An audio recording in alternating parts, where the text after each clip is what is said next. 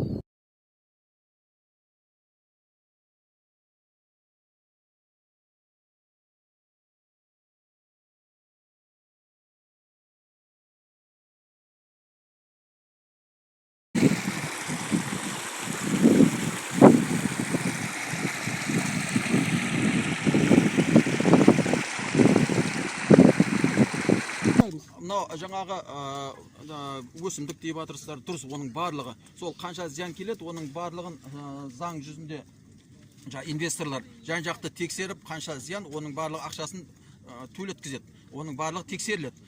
Сонан кейін айтайын деген ағайын. Бізді малымыз, халықты